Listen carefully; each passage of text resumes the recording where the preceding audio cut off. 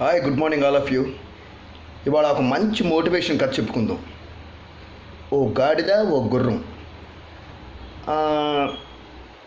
గుర్రం అంటే మీకు తెలిసిందే, దాని గెయిటు, దాని వెయిటు, దాని రన్ను, దాని స్పీడు.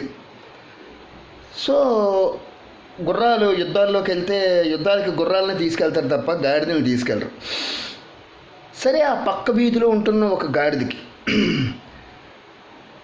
అరే, నాకు 4 కాళ్ళే, దానికి 4 కాళ్ళే, ఇంచుమించు కొంచెం నాలాగే ముఖం అది పొడుగ్గా ఉంటుంది, నాలాగే ఒకే తోక, మరి నేనెందుకు చేయకూడదు యుద్ధం అని దానిలో ఒక రకమైన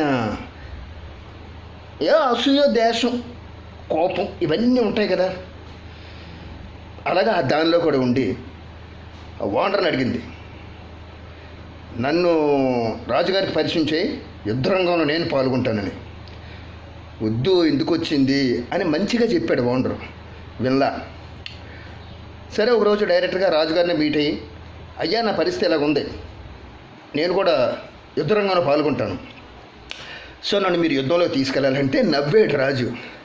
నువ్వేంటి, యుద్ధరంగం ఏంటి అంటే, నన్ను తక్కువ అంచనా వేయకండి అనగానే, సరే చిన్న ఒక అవకాశం ఇద్దామని రాజు ఏం చేశాడంటే ఆ గుర్రానికి అవకాశం ఇచ్చాడు. గాడిదకి, నువ్వు రా, రేపు జరగబోయే యుద్ధంలో నిన్నే తీసుకెళ్తానని. సరే, ఏదైతే అయింది, రాజు ఆ గాడిద ఎక్కాడు, అటు ఇటు ముందే చెప్పాడు, జాగ్రత్తగా ఉండండి, ఇవాళ కొత్త రకం యుద్ధం జరగబోతుందని. అలాగే అని చెప్పి అందరూ అలర్ట్ అయ్యారు. ఎంత అలర్ట్ అయితే మాత్రం గాడిద ఏం పరిగెడుతుంది, అటు ఇటు పరిగెత్తేస్తుంటే ఈ లోపు టప్ టప్ అనుకుంటూ ఒక పెద్ద తలకాయలు 4 లేచిపోయి. అటు శత్రు సైన్యం ఆనందంతో ఉంది, ఇటు వీళ్ళు అన్నారు, అయ్యా ఎందుకు వచ్చిందండి, వద్దు వాటికి యుద్ధం ఆపండి, ఎందుకంటే వద్దు. అప్పుడే పెద్ద తలకాయలు 4 లేచిపోయండి. రాజుకి చాలా అవమానం అనిపించింది. సరే, ఒక అవకాశం ఇచ్చాం, ప్రూవ్ చేసుకోలే, ఓకే అని చెప్పి వెంటనే ఆ యుద్ధాన్ని జరగడం జరిగింది. వచ్చేసి చెప్పాను కదా, ఎవరు చేసే పని వాళ్ళు చెయ్యాలి.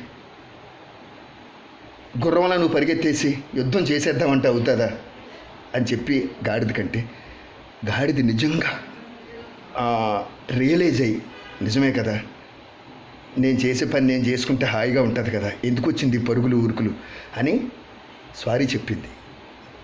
సారీ అండి, నేను దాన్ని చూసి ఇన్స్పైర్ అయ్యాను, అబాస్పాలు అయ్యాను, వెళ్ళి హాయిగా మూటలు మోసుకొని ఈ పని నువ్వు చేసుకో అన్నాడంట. చూసారా ఎంత నీతి ఉందో ఈ కథలో. ఎవరు చేసే పని వాళ్ళు చేయాలండి, ఏదైనా సరే, అప్పుడే డెఫినెట్గా సక్సెస్ ఉంటుంది. శ్రద్ధగా ఈ కథను విన్న వాళ్ళందరికీ కూడా థ్యాంక్ యూ వెరీ మచ్. మీ రవినాగ్.